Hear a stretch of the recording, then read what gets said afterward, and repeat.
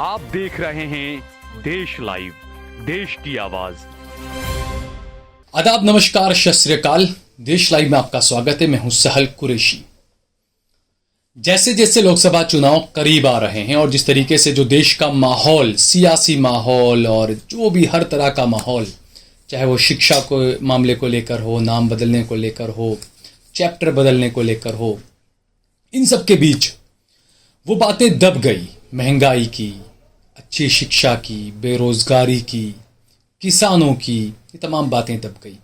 लेकिन जैसे चुनाव करीब आ रहे हैं, ऐसा लगता है कि बीजेपी के ही एक सांसद जिनके नाम में गांधी लगा हुआ है, वो एक बार फिर से बीजेपी के लिए परेशानी खड़ी कर सकते हैं, ऐसा लग रहा है। क्योंकि 2019 के लोकसभा चुनाव के बाद लगातार ऐसे कई मौके आए जब बीजेपी के ये सांसद वरुण गांधी, जिन्होंने खुद अपनी ही पार्टी और अपनी ही सरकार को कई बार कटघरे में लाकर खड़ा कर दिया, एक बार फिर से वरुण गांधी ने योगी आदित्यनाथ को एक पत्र लिखा है। काफी तल्ख पत्र है और यह पत्र यह साबित करता है कि किसानों की हालत उत्तर प्रदेश के अंदर सही नहीं है।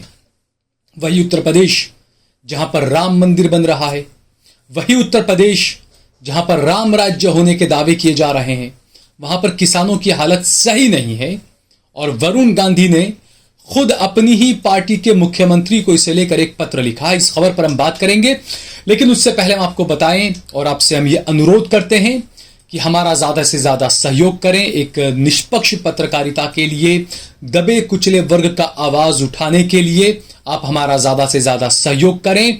हमने अपना मोबाइल नंबर दिया हुआ है, आप सोशल मीडिया पर जाकर हमें आप फॉलो भी करें। और इसके अलावा जो हमने मोबाइल नंबर दिया है उस पर आप हमें गूगल पे, पेटीएम, फोन पे से हमें ज़्यादा से ज़्यादा हमारा ताउन करें, हमारा सहयोग करें।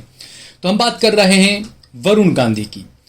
पिछले दिनों एक खबर आई थी कि वरुण गांधी ने कुछ बातें कही थी अपनी सरकार के खिलाफ। अब वो हमेशा, ऐसा नहीं है कि पहली बार, उन्होंने कई मरतबा पहले किसान आंदोलन के वक्त भी उन्होंने कहा था। फिर जब लखीमपुर में जब एक मोदी सरकार के मंत्री के बेटे ने जब किसानों को गाड़ी से उड़ा दिया था, तब भी वरुण गांधी ने मांग की थी सरकार से कि इन किसानों के परिवार वालों को 1-1 करोड़ रुपया दिया जाए। ऐसे कई मामले आए जब वरुण गांधी हमेशा अपनी सरकार पर निशाना साधते हुए नजर आए। एक बार फिर से वरुण गांधी ने जो पत्र लिखा है, राज्य के मुख्यमंत्री योगी आदित्यनाथ को उन्होंने पत्र लिखा है और ये कहा है कि राज्य में जो ओलावृष्टि हुई है, जो बारिश हुई है, उसके बाद किसानों की हालत बहुत ज़्यादा ख़राब है। उनका ध्यान रखा जाए, उन्हें मुआवजा दिया जाए।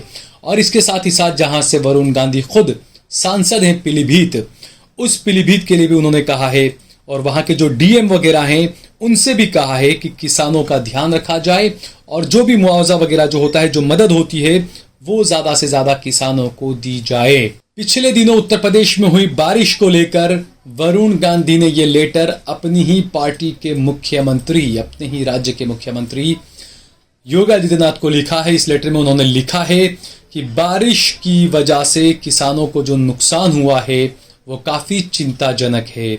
सीएम योगी आदित्यनाथ को लिखे लेटर में वरुण ने किसानों को मुआवजा दिलाने का आग्रह किया है। इसके साथ ही उन्होंने पीलीभीत और बरेली के डीएम को भी अन्नदाताओं को लाभ देने के लिए कहा है। हम आपको बता रहे हैं कि यह पहली बार नहीं है, इससे पहले भी कई मरतबा वरुण गांधी ने ऐसे कुछ पत्र लिखे हैं या ऐसे बयान दिए हैं जो सीधे तौर पर बीजेपी की, उनकी ही पार्टी की सरकारों को शर्म में डाल रही है और कहीं ना कहीं उन्हीं की पार्टी के और उन्हीं की सरकारों की पोल खोल रहे हैं। वरुण गांधी के बयान और वरुण गांधी के ये पत्र, मुख्यमंत्री योगी आदित्यनाथ को लिखे अपने पत्र में वरुण ने कहा कि मेरे लोकसभा क्षेत्र पीलीभीत बहेड़ी में पिछले दिनों मूसलाधार बारिश हुई, इसकी वजह से किसान परेशानी में आ गए हैं। भारी बारिश की वजह से किसानों की गेहूं समेत अन्य फसलों को काफी नुकसान पहुंचा है। आर्थिक संकट आने की वजह से किसान बर्बादी की कगार पर पहुंच चुके हैं और इन्हें ज़्यादा से ज़्यादा फ़ायदा पहुंचाया जाए।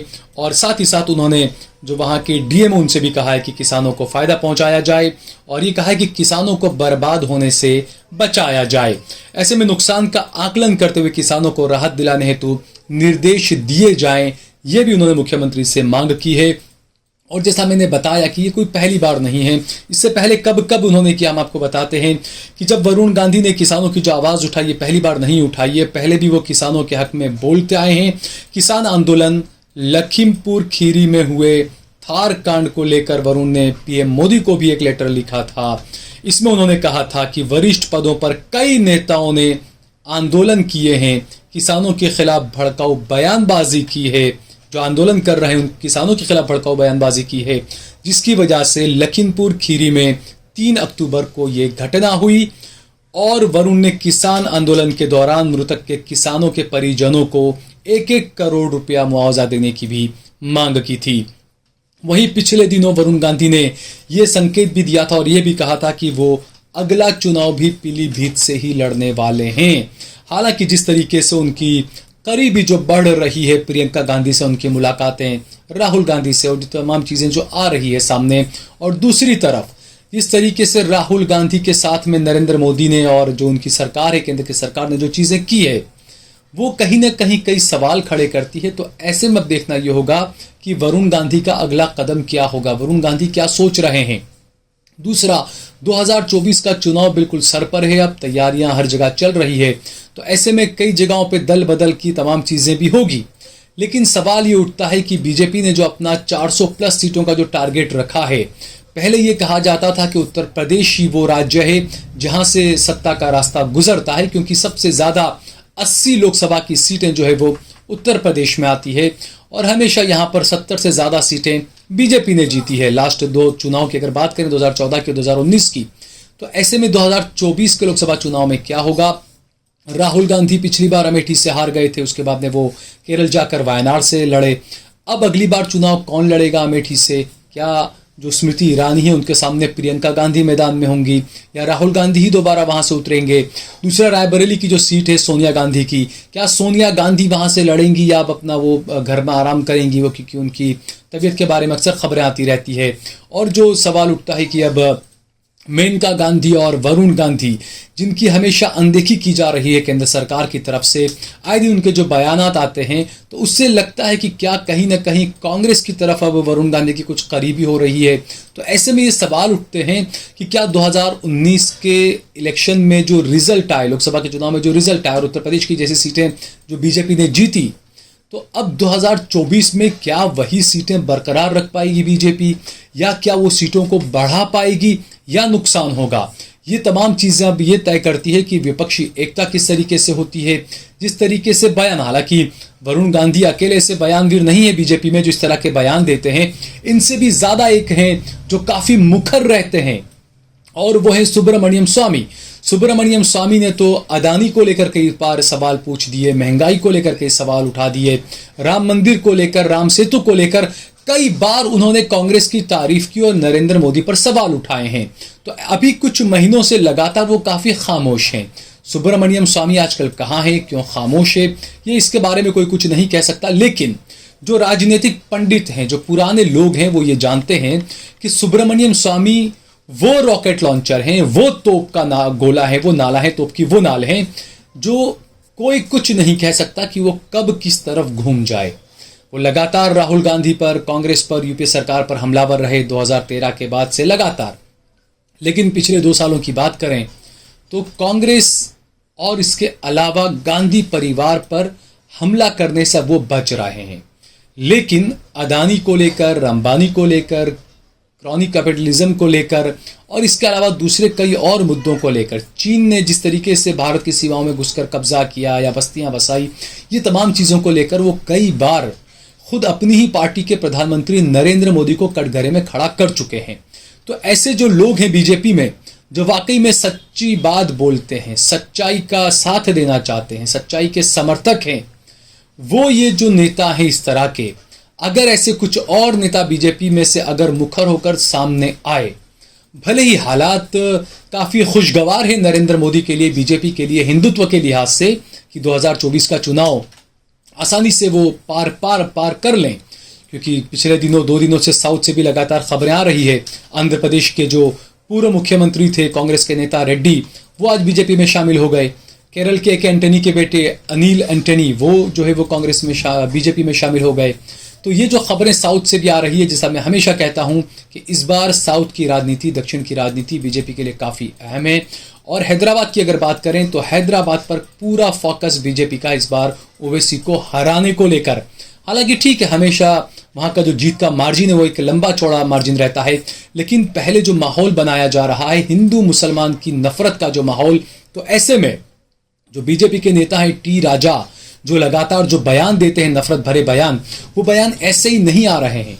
वो ओवैसी के खिलाफ एक स्लॉट तैयार किया जा रहा है, जमीन जो है वो नफरत की तैयार की जा रही है और उसी पर जो है वो उसी पर बैटिंग करवाएंगे नरेंद्र मोदी, हो सकता है टी राजा से ओवैसी के खिलाफ।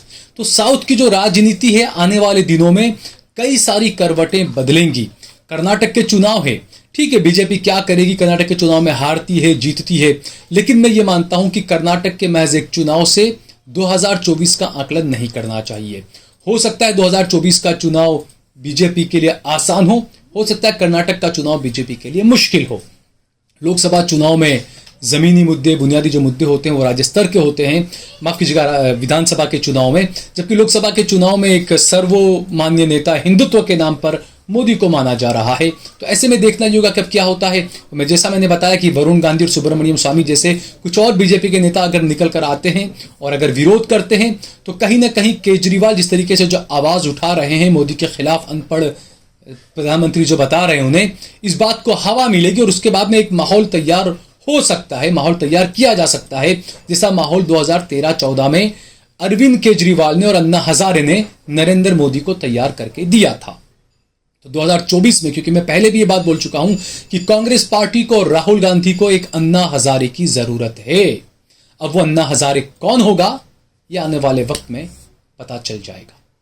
इस वीडियो को ज्यादा से ज्यादा शेयर करिए। अगर आपको ये वीडियो पसंद आया हो तो इस पर कमेंट करिए, इसे लाइक करिए। अगर आपने हमारा चैनल देश लाइव सब्सक्राइब न किया हो तो हमारे चैनल को जरूर सब्सक्राइब करिए।